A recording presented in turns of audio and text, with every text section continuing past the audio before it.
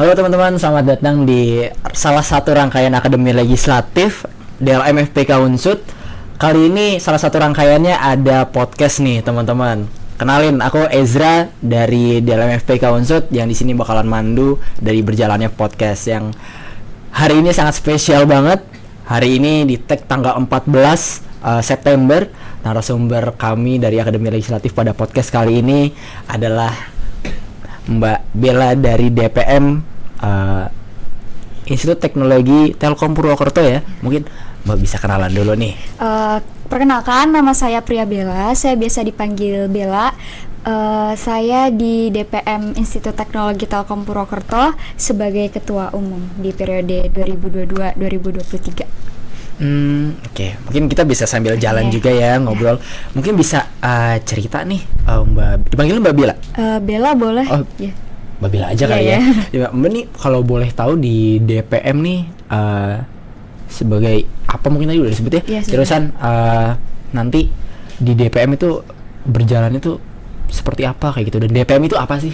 Oke. Gitu. Nah, sebelumnya kita ini dulu ya, DPM itu apa? DPM itu kepanjangannya adalah Dewan Perwakilan Mahasiswa. Kalau di Telkom sendiri namanya DPM Kema. Kema itu keluarga mahasiswa, sama seperti BEM-nya dengan ada embel-embel Kema-nya di belakang kalau di tingkat institut. Nah, DPM sendiri itu sebuah lembaga legislatifnya mahasiswa, di mana ada tugas, ada beberapa fungsi. Yang pertama itu ada legislatif, kemudian pengawasan dan advokasi.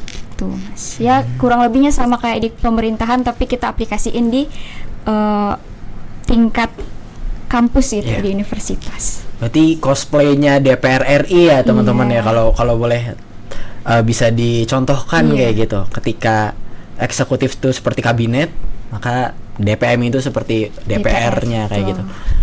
Tadi ada beberapa fungsi yang aku sempat dengar, itu ada legislasi, ada pengawasan. Itu bisa sambil diceritain itu bagaimana? Oke, kalau legislasi itu legislatif ya, itu pada umumnya kan buat undang-undang, terus juga mengimplementasikan undang-undang dan melakukan pengawasan kepada kinerja kabinet gitu. Kalau di tingkat pemerintahan. Nah, kalau di DPM sendiri, kita DPM itu bikin undang-undang yang mana undang-undangnya biasa untuk internalnya DPM sendiri atau untuk keperluan keluarga mahasiswa. Jadi seperti ada produk hukum yang dimana produk hukumnya itu semua mahasiswa mahasiswa atau ormawa itu apa ya, kayak berpandu ke situ. Jadi panduan buat produk-produk hukum di bawah-bawahnya DPM dan BEM gitu.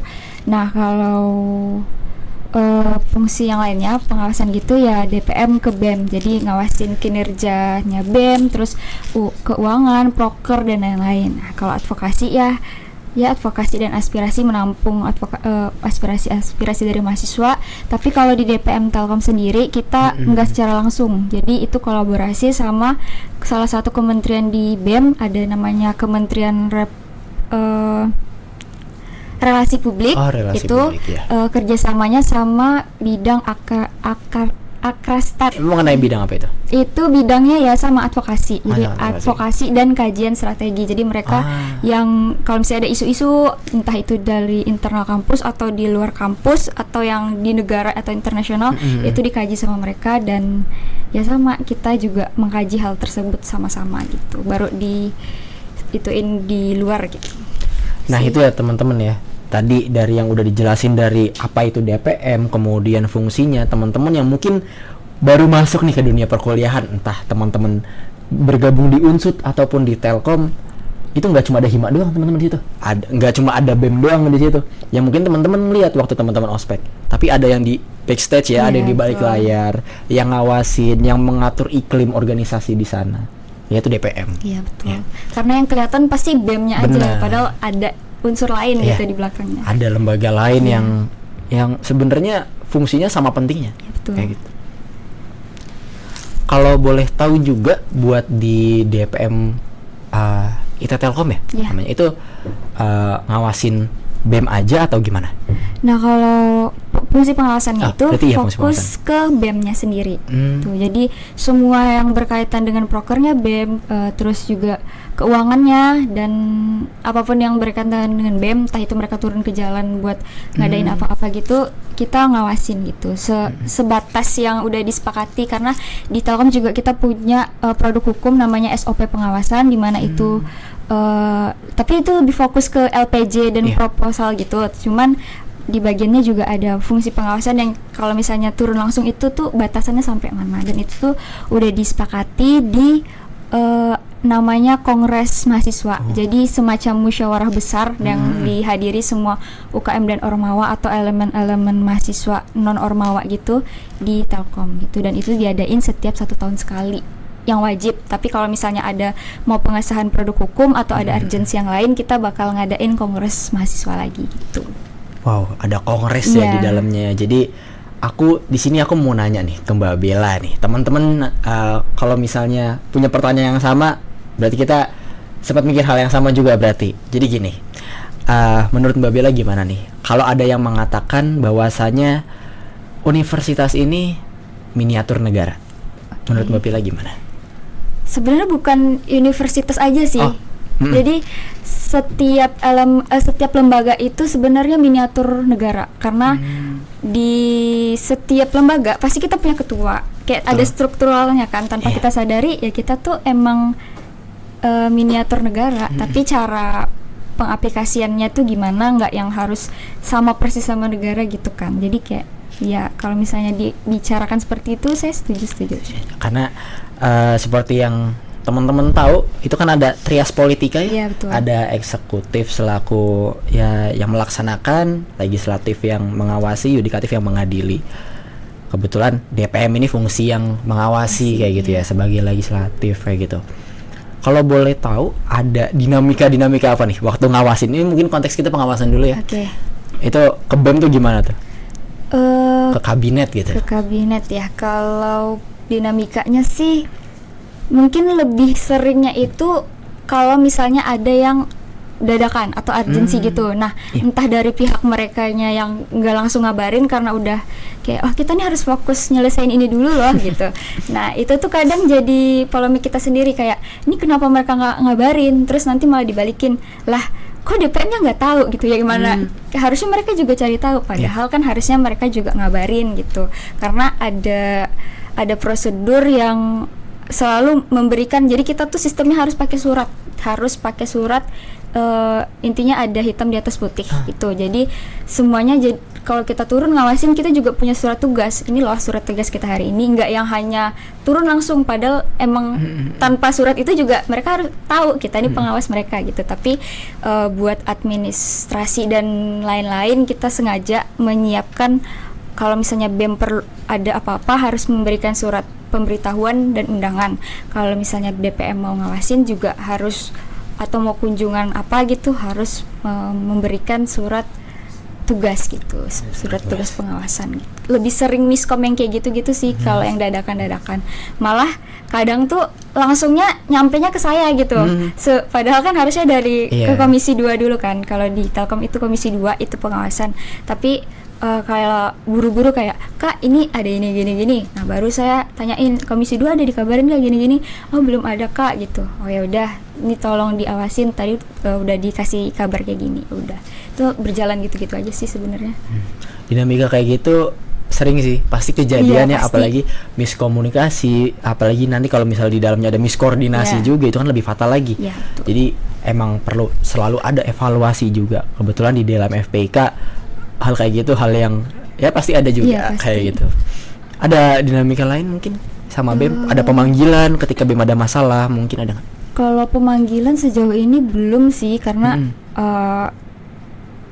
ya koordinasinya lumayan bagus sih sama yang tahun ini, maksudnya kayak kita sama-sama yang udah kenal gitu. Jadi ya udah, nanti kalau misalnya jadi pengawasan tuh lebih enak gitu, lebih leluasa, yang nggak ditutup-tutupi gitu loh. Dan sekarang juga kerjanya lebih transparansi daripada mungkin yang sebelum-sebelumnya kita kurang tahu lah ya, mungkin banyak yang ditutup-tutupi gitu. Tapi sekarang ya saling terbuka satu sama lain. Jadi nggak ada sih, belum ada kalau misalnya pemanggilan atau yang lain gitu. pandangan Mbak Bella soal ada nih stigma yang muncul di beberapa kalangan, bukan masyarakat ya, tapi mahasiswa kayak gitu. Contohnya mungkin di kampusku sendiri kayak gitu ya. Jadi ada beberapa yang punya stigma, kalau di aku namanya DLM. Yeah. Jadi lembaga legislatif sama eksekutif tuh nggak boleh nggak berantem, harus berantem. Dalam arti berantem tuh kayak BEM mau segimanapun kinerjanya tetap harus dikritis, tetap harus dalam konteks pasti ada yang salah karena nggak ada yang sempurna kayak gitu. Itu menurut Mbak Bella gimana? Pasti ibaratnya kayak selalu diharuskan debat, seakan-akan kita nih golongan yang bener-bener berbeda, harus debat ketika dipertemukan harus memiliki pandangan sendiri. Itu beberapa stigma kayak gitu masih ada. Menurut Mbak Bella gimana? Kalau di Telkom sendiri masih ada sih, masih ada ya? kayak kok BEM sama DPM-nya akur, berantem lah gitu.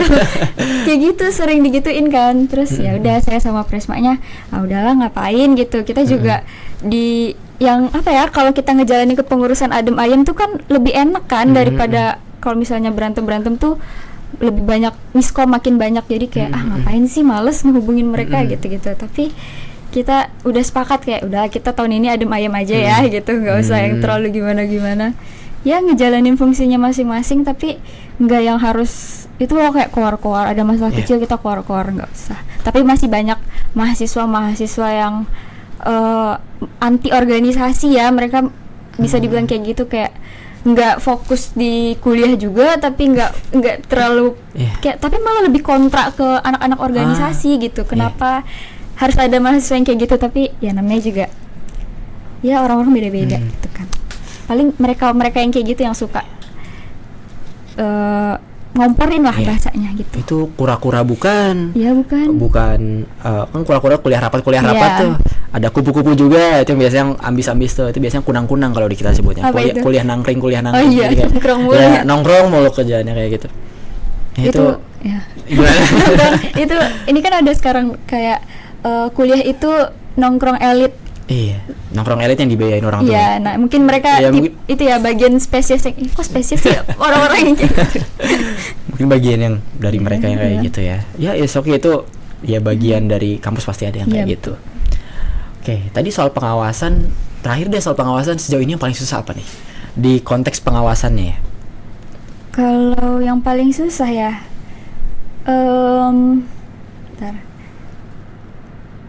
kayaknya ini sih yang paling sering terjadi itu adalah saat mau nanda tanganin LPJ atau proposal. Jadi alurnya itu kemarin sempat miskom juga sih, tapi udah dilurusin dari BEM-nya sendiri harus menghubungi Komisi 2. Tapi karena ada beberapa yang temen saya, dia tiba-tiba ngechat, aku mau minta tanda tangan apa? Kirain ini kan tugas atau apa yang untuk lomba atau apa gitu kan. Terus ternyata pas dateng lah tanda tangan proposal BEM. Terus konfirmasi ke Komisi 2, kok ada yang minta tanda tangan tapi kalian nggak ngabarin gitu kan. Oh itu baru bilang mau minta tanda tangan kak, tapi kok nggak langsung ngabarin saya gitu kan. Merekanya itu dari Komisi 2. Ternyata ya karena merasa dekat ini tuh ya udah dia langsung loncat, padahal kan alur koordinasinya nggak kayak gitu. Tapi udah udah dilurusin karena kebanyakan dari awal periode, karena mungkin teman-teman saya gitu kan, teman-teman, jadi ya mereka langsung aja gitu, Bel tanda tangan, jadi bingung apaan ini tanda tangan mulu, padahal Komisi 2 belum nyampein gitu, entah itu udah direview atau belum kan aku juga nggak tahu gitu kan. Ternyata udah direview cuman langsung aja gitu, padahal harusnya nggak boleh. Itu sih sejauh ini kalau pengawasan. Kalau yang di lapangan kayak ngawasin kepanitiaan gitu sih aman sih. Aman ya? Ya karena kita 3 kali, ada jatah 3 kali. Yang pertama itu rapat pertama, terus rapat di tengah-tengah, di tengah-tengah kepanitiaan lagi berlangsung, sama di akhir rapat terakhir, rapat besar sebelum hari H gitu. Itu mekanisme pengawasannya ya? Itu ada di dalam SOP pengawasannya juga yang tertera. Tapi kalau misalnya mereka setiap minggu ada rapat dan mereka selalu ngabarin sih, jadi kalau misalnya kita mau datang itu nggak diwajibin sebenarnya, cuman kadang tetap harus datang kan. Kita juga DPM selain ngawasin kita juga ngasih saran, kalau mereka butuh saran kita kasih, tapi kalau misalnya saran kita nggak dipakai ya nggak apa-apa, yang penting kita udah ngasih saran, dan mungkin kalau ada kritikan kita juga sampaikan gitu. Nah itu teman-teman fungsi dari pengawasan yang ada di DPM IT Telkom Purwokerto. Di sini aku mau satu lagi pertanyaan kecil tapi fundamental juga nih Mbak, kebetulan tentang pengawasan. Apa yang kira-kira terjadi kalau DPM nih nggak ada? Otomatis nggak ada yang ngawasin dong? Ya, Itu gimana kira-kira? kalau misalnya DPM nggak ada, berarti yang ngawasin BEM-nya sendiri itu dari kemahasiswaan langsung. Dari kemahasiswaan. Ya, betul. Dan itu malah lebih menyulitkan pihak kampus dan kemahasiswaan sih. Betul. Terus kita juga sebagai mahasiswa mungkin ada beberapa hal yang kalau misalnya kita open ke kampus, bukan maksudnya kita harus sembunyiin gitu loh, tapi takutnya malah dari kampus tuh menganggap ini tuh nggak baik, ya udah kita stop dulu, padahal itu harusnya ada penyelesaiannya gitu. Iya. Entah malah berimbas ke BEM-nya sendiri. Jadi yang namanya eksekutif harusnya tetap ada legislatifnya gitu, meskipun gak ada yudikatifnya, tapi tetap harus ada legislatifnya untuk mengawasi kerjanya mereka gitu, karena mereka juga butuh saran kan, selain harus diawasi, mereka juga butuh saran dan pendapat kita juga, apalagi legislatif kan bikin produk hukum. Nah kalau nggak ada legislatif, produk hukum mereka juga yang bikin, kayaknya tuh terlalu memberatkan juga sih gitu. Oke, mungkin soal pengawasan itu, dan tadi karena udah disebut soal produk hukum, sekarang aku bakal ngebahas soal produk hukum nih. Kalau boleh tahu di DPM IT Telkom itu, itu kan ada komisi-komisi ya, komisi legislasi atau yang baliknya itu komisi apa? Kalau komisi itu komisi 1. Oh, komisi itu komisi 1. Jadi di Telkom itu ada 3 komisi. Yang pertama itu perundang-undangan, kedua itu pengawasan BEM, dan yang ketiga itu advokasi dan aspirasi. Tuh. Nah, kalau yang bikin produk hukum itu di perundang-undangan di komisi 1. Kesulitan gimana? Keberjalanan undang-undang gitu kan, orang-orang mikirnya undang-undang susah gitu kan, pusing nyusun segala macam berdasarkan aspirasi, harus sidang paripurna segala macam mekanismenya. Itu kalau di Telkom sendiri gimana? Kalau penyusunannya penyusunannya sih ya susah sih sebenarnya, susah banget ya, loh. nggak gampang juga gitu teman-teman. Tapi untungnya nih anak-anak komisi itu ya anak-anak yang ngerti sama hukum, dan juga mereka kalau misalnya nggak paham tuh mereka tuh nyari dan mereka juga sering tukar pikiran sama saya gitu kan. Dan saya juga kadang kalian butuh ini ya, apa mau dihubungin ketua yang lama gitu. Jadi kayak kita menyocokkan undang-undang yang produk hukum yang sudah dibikin sebelumnya. Kalau kita bikin produk hukum baru, ini tuh perlu nggak sih, atau ya nggak usah, kita hanya pakai undang-undang sebelumnya terus kita revisi lagi atau gimana gitu sih. Kalau penyusunan, kalau di situ di konstitusinya itu yang ngawal undang-undang itu berjalan udah sesuai ya kodratnya, itu DPM-nya atau BEM-nya? DPM-nya ya, yang ininya ya, yang mengawal istilahnya. Jadi kita yang bikin ya, kita juga yang mengawal diri kita sendiri. Lagi garap apa nih kalau boleh tahu? Kalau sekarang belum ada sih. Terakhir kali yang kongres itu kita bikin SOP pengawasan, SOP aspirasi, terus juga produk hukum ya. Sebelumnya itu namanya ADART, Kema, terus diubah menjadi peraturan dasar. Jadi semua peraturan di Hima UKM dan lain-lain itu dasarnya itu, panduan utamanya ada di peraturan dasar gitu. Kayak undang-undang dasar ya, berarti ya. Kurang lebihnya kayak gitu. Kalau di kita masih ada ART ya teman-teman. Jadi emang belum kita undang jadi undang-undang dasar gitu, karena emang sejauh ini masih kita anggap relevan ketika ini belum diubah gitu. Mungkin nanti suatu saat kelak nanti akan bisa diubah sama teman-teman nanti ya. Jadi udah diubah ya, jadi undang-undang dasar ya. Iya, peraturan dasar. Itu yang menuruni banyak undang-undang di bawahnya kan, macam banyak peraturan di bawahnya, termasuk SOP pengawasan juga kayak gitu. Mungkin beralih ke aspirasi ya, atau advokasi ya? Ya, advokasi dan aspirasi. Kalau boleh tahu, ini mungkin aku juga mau menanyakan satu fungsi. Ketika tadi 3 fungsi ditanyakan, ada fungsi anggaran juga nggak? Nah, kalau fungsi anggaran kita nggak ada. Nggak ada. Karena kalau sumber keuangan kan, anggaran kan pasti berkaitan dengan keuangan. Nah, itu tuh di Telkom itu pure dari kemahasiswaan. Yang sumber utamanya itu dari kemahasiswaan. Dan kalau di tahun sebelumnya kita uang UKM Ormawa yang turun itu di BEM, dikelola oleh BEM. Tapi karena mungkin terlalu banyak kendala ya, karena kan BEM juga udah ngurusin proker mereka, terus nanti ngurusin UKM yang minta uang gitu, ngajuin proposal gitu kan. Jadi tuh ada beberapa UKM yang ya sedikit memaksa lah harus uangnya turun, sedangkan kita sama-sama mahasiswa, kalau misalnya nggak dipikirin dengan pikiran yang dingin pasti bakal berantem gitu kan. Jadi dari kemahasiswaannya mengambil alih lagi fungsi keuangan itu nggak dikasih ke BEM, jadi semuanya masuk ke kemahasiswaan. Makanya fungsi anggaran itu nggak ada komisinya. Tapi kalau misalnya anggaran BEM sendiri, jadi keuangan yang dari kemahasiswaan masuk ke BEM kan di proposal gitu kan atau LPJ, itu tetap diawasin tapi di fungsi pengawasan. Jadi fungsi pengawasan itu pengawasan kerja sama pengawasan keuangan. Pokoknya pengawasan itu udah mencangkup semuanya gitu. Kompleks banget ya ternyata ya. Kalau yang advokasi berarti itu bedanya sama Kementerian Adkastrat kalau nggak salah ya. Itu apa tuh bedanya? Kalau sebenarnya lebih ke inilah ya. Kalau BEM kan mereka yang eksekutor. Jadi kalau ada laporan atau aspirasi yang masuk ke kita, itu emang ada formnya juga. Mereka masukin ke kita atau mereka lewat DM atau secara langsung melakukan pengaduan gitu, menyampaikan pengaduan. Kita obrolin nih, ini tuh bisa diselesain kitanya aja atau harus ada yang turun ke lapangan. Nah, kalau misalnya ada yang harus turun ke lapangan, kita obrolin sama BEM tuh. Nah, nanti yang turun ke lapangannya BEM, berarti yang ngurusin masalah ini tuh BEM-nya. Kita cuma sebagai penampung, tapi yang turun ke lapangannya BEM-nya. Baru nanti kalau misalnya udah dapat hasilnya, kita remukin bersama, cari jalan keluarnya gitu. Sejauh ini sih kayak gitu sih kita geraknya. Untuk alat kelengkapan yang ada di DPM-nya sendiri, kayak yang mengurusi seperti humas, kemudian PSDM organisasinya, badan medianya itu memang bagian dari merekanya atau ada badan lain juga? Kalau bagian yang kayak gitu humas eksternal gitu-gitu ya.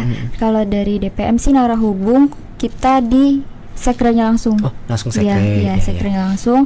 Terus kalau media itu juga di Komisi 3. Komisi 3 megang media juga, media sosial media atau semuanya lah yang berkaitan dengan media itu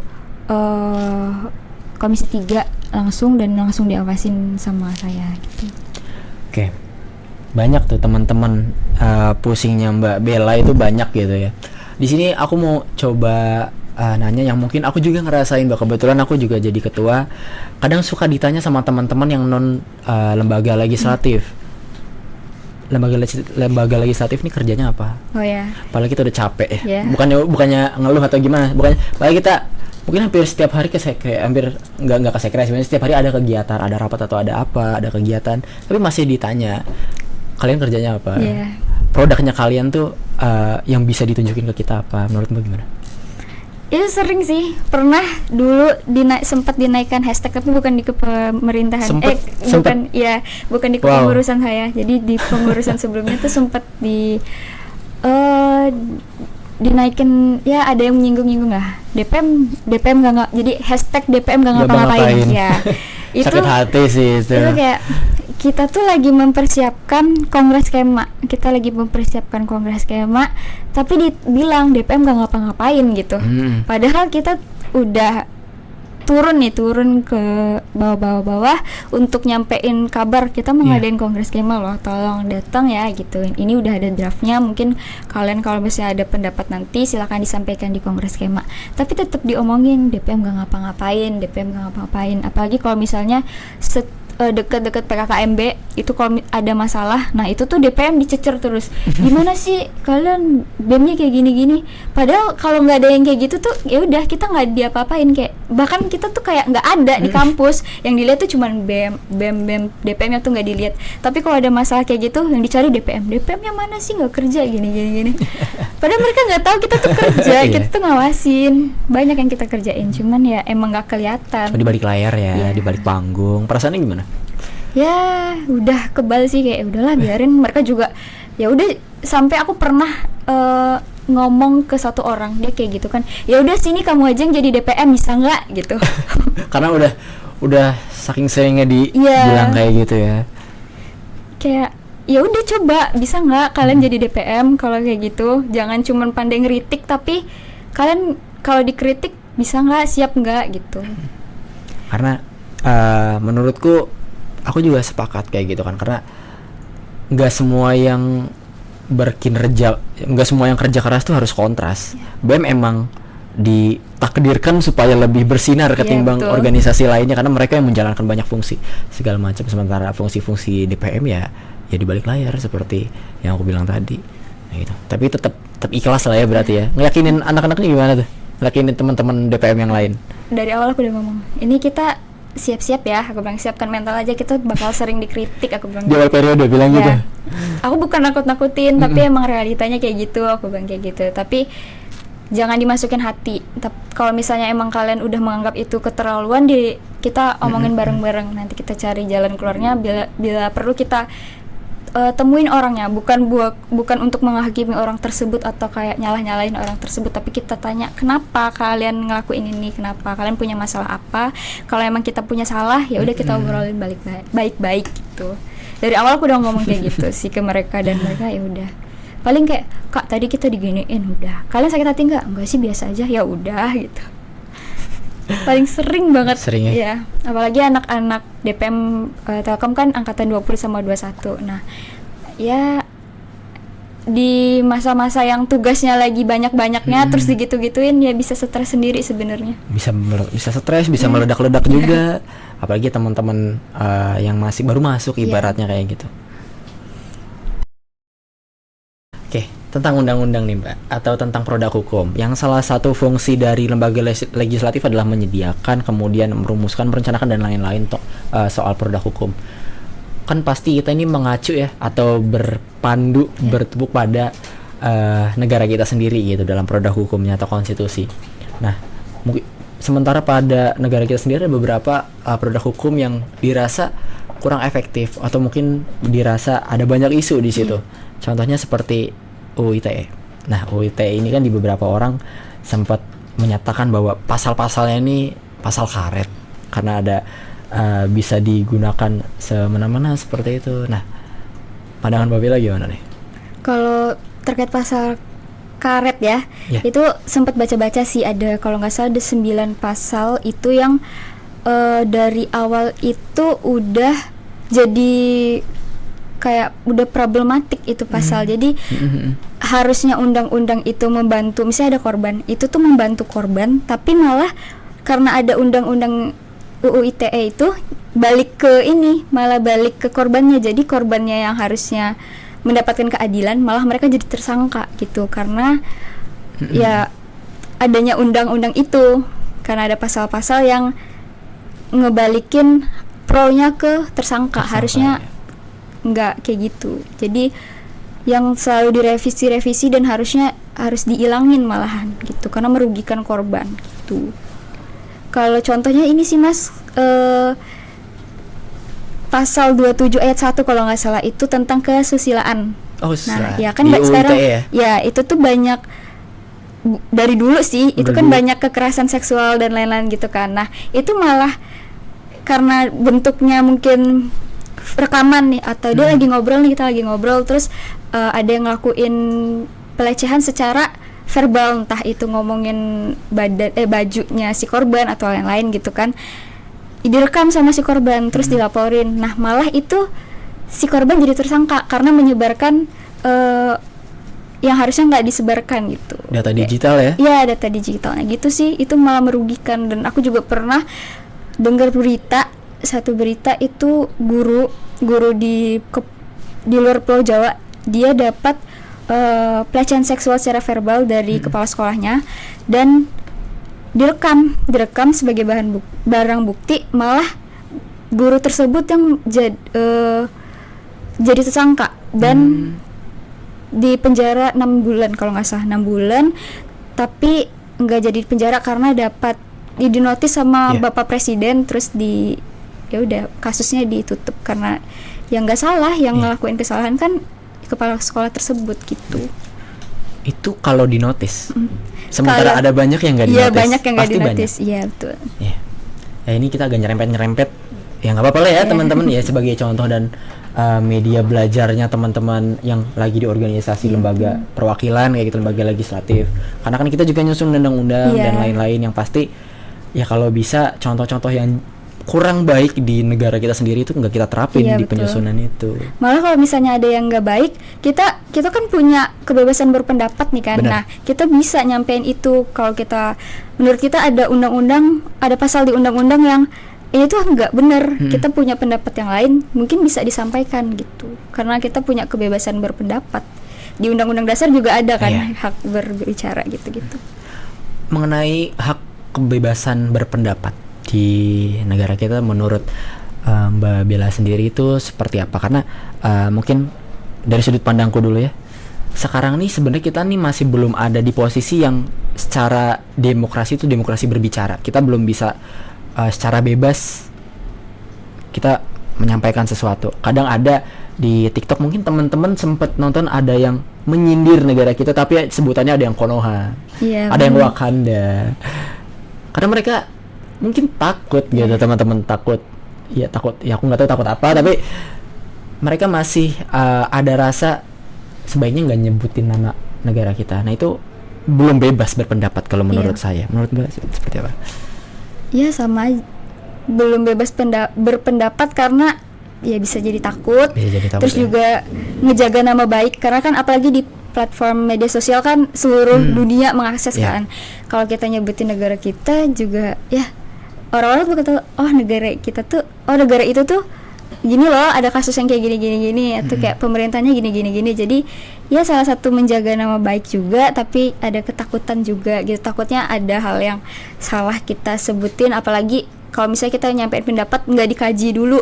Nah itu kan takutnya malah bumerang ke kita sendiri gitu. Kita nggak melakukan riset, apalagi kalau yang konteksnya katanya kayak gitu kan, itu kan wah itu diragukan validasinya kayak gitu. Kalau di lingkup mahasiswa sendiri yang kadang kita rasakan sebagai lembaga perwakilan atau lembaga legislatif mengenai demokrasi gitu ya, itu seperti apa? Apakah udah menurut Mbak nih udah bener-bener kita demokratis banget nih di kampus kayak gitu? Ada mekanisme musyawarah, ada pemilihan umum atau pemilihan raya. Itu apakah kita udah bener-bener sama seperti negara atau bagaimana soal demokrasi di kampus? Kalau demokrasi di kampus Telkom sendiri sudah sih. Jadi ada pemira. Jadi kalau pemilihan BEM sama DPM-nya itu ada pemiranya sendiri. Terus juga ada elemen lain kayak KPRM itu adalah Komisi Pemilihan Raya Mahasiswa, terus juga ada Bawasra, badan pengawasnya juga. Jadi ya tadi yang kita sebutin di awal miniatur negara, nah itu kita terapinnya di pemira biasa. Benar-benar yang kelihatan loh, kita tuh adalah miniatur negara gitu.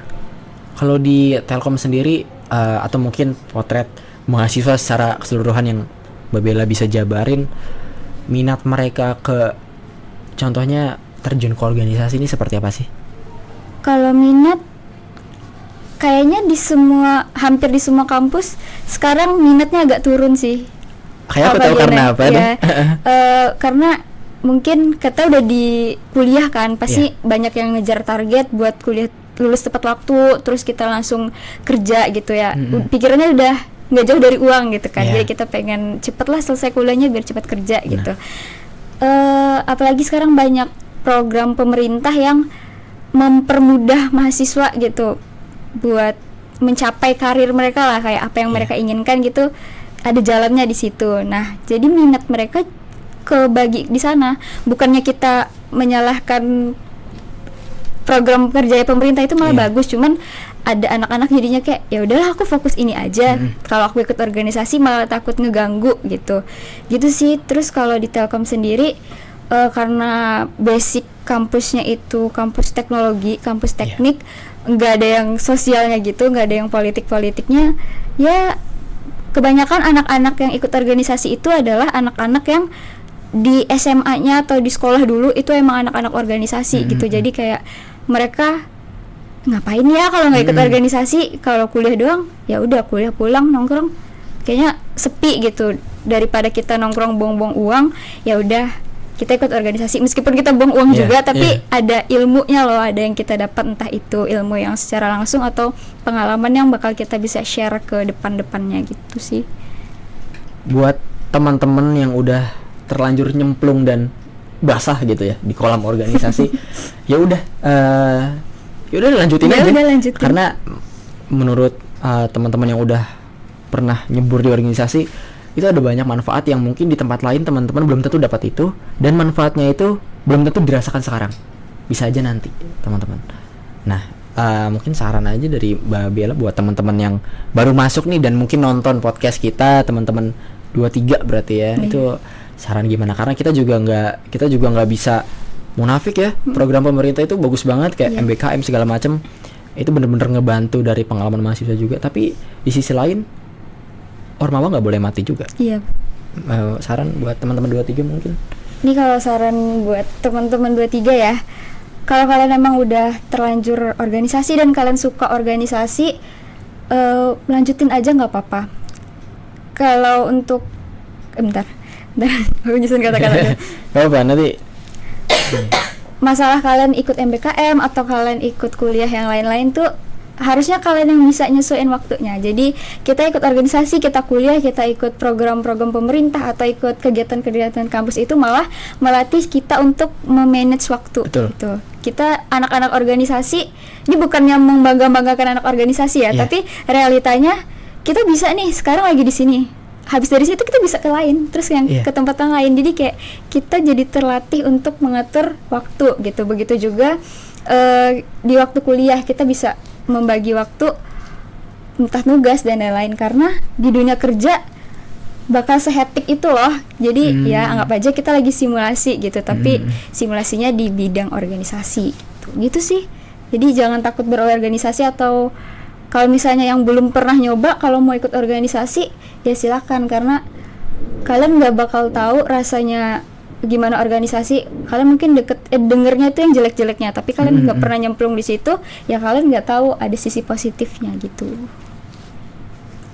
Oke, banyak hal yang teman-teman perlu coba ya tentang organisasi. Ini nggak melulu soal lembaga legislatif ya, tapi apapun. Semuanya. UKM juga, apalagi kita punya minat, ya silahkan dituangkan di situ gitu. Apalagi UKM kan program-programnya spesifik soal ya disiplin ininya ya, bidangnya kayak gitu. Aku mau nanya nih tentang kebetulan kita sebelum ini tadi kita juga udah ngobrol-ngobrol, kita 3 tahun di lembaga legislatif. Aku mau nanya ke Mbak Bella, kalau misalnya nggak 3 tahun di DPM, Mbak Bella nggak akan dapat apa kira-kira?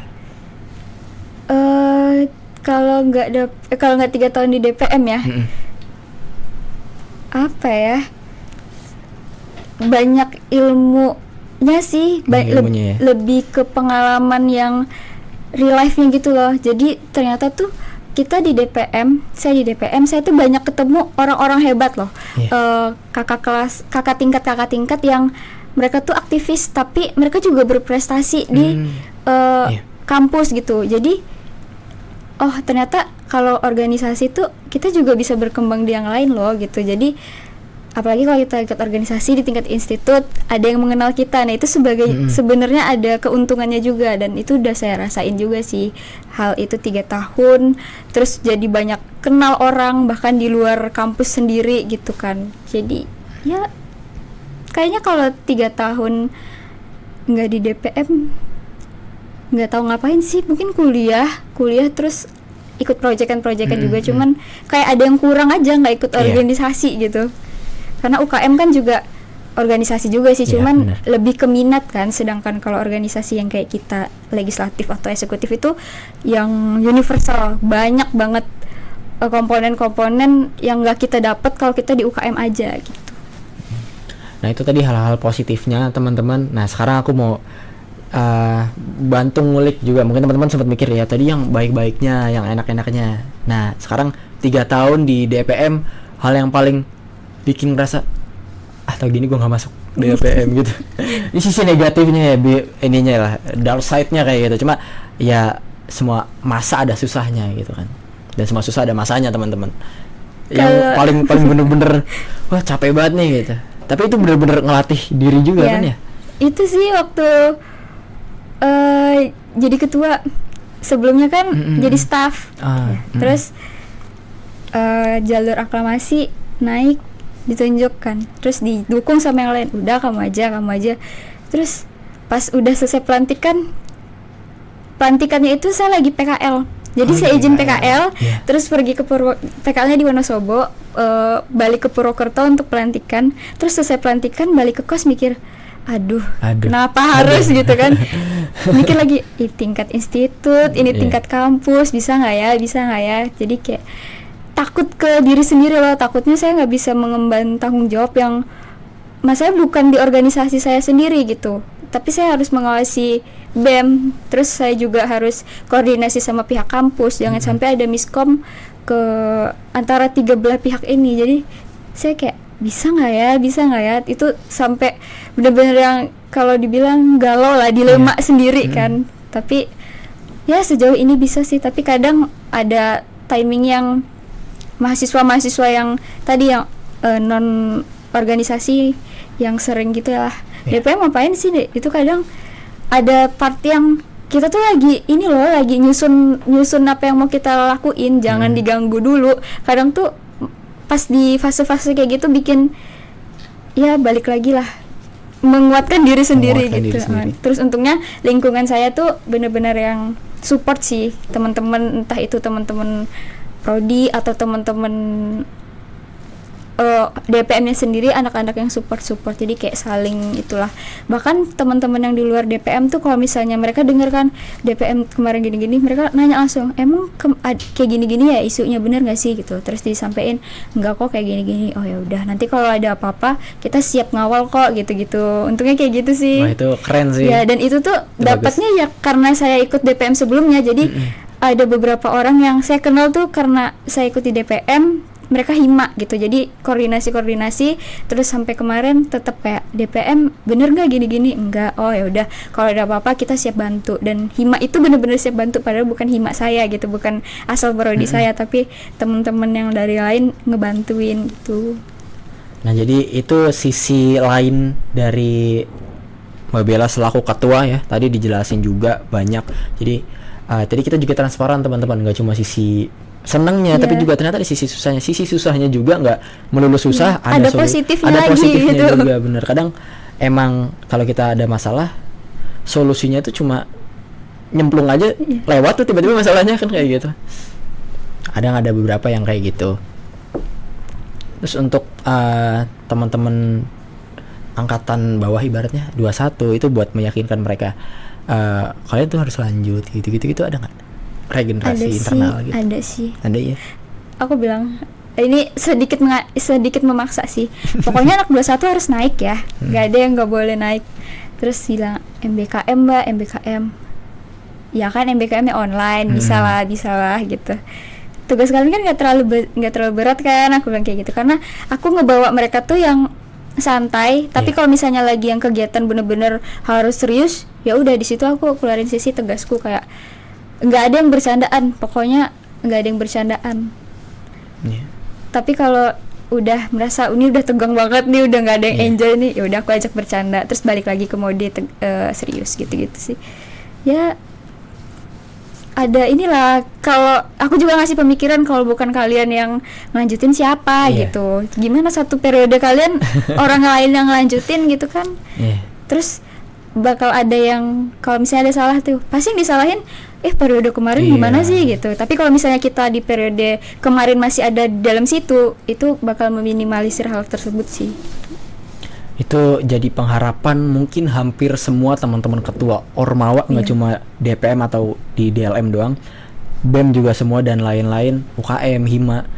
Karena kita sekarang bukan hambatan ya, bisa dibilang saingan prioritasnya teman-teman mahasiswa baru sekarang udah bukan Ormawa lagi, tapi ada MBKM juga segala macam. Jadi emang fokus regenerasi itu perlu banget kayak gitu. Terlepas nanti ada yang ngelanjutin apa enggak ya. Tapi semoga ada lah ya. Amin. Semoga ada. Oke, ini udah berapa menit. Dan makasih banget nih sharing-sharingnya Mbak Bella. Mungkin di lain kesempatan nanti bisa mampir lagi ke Unsut dan atau mungkin teman-teman Unsut yang nanti mampir ke boleh, Telkom boleh, ya. silakan. Iya. Aku sebelumnya udah pernah mampir teman-teman, tapi yang lain belum. Jadi nanti insya Allah aku akan ajak teman-teman kita mampir ke kampusnya, ke negaranya Mbak Bella lah ya, bilang kayak gitu. Mungkin itu aja Mbak Bella. Terakhir ada yang mau disampaikan? Tadi kan ke teman-teman 23, ini buat yang lain deh. Gak apa-apa. Ya, buat teman-teman yang lagi organisasi semangat ya. Udah gitu Semangat aja. dan jaga kewarasan ya. Iya betul. Iya. Kuliahnya jangan terbengkalai juga. Nah, jadi nggak melulu fokus organisasi, tapi kuliahnya juga perlu dipikirin teman-teman. Karena kita dikirim orang tua ke kota di mana kita kuliah itu buat kuliah, Iya. bukan buat rapat. Bukan buat rapat. Iya. Oke, paling itu aja teman-teman. Sampai ketemu di podcast Akademi Legislatif dalam FPK Unsut berikutnya yang nanti akan di-tag pada tanggal 18. Ya, teman-teman stay tune terus. Mbak, makasih banyak. Sama-sama, terima kasih.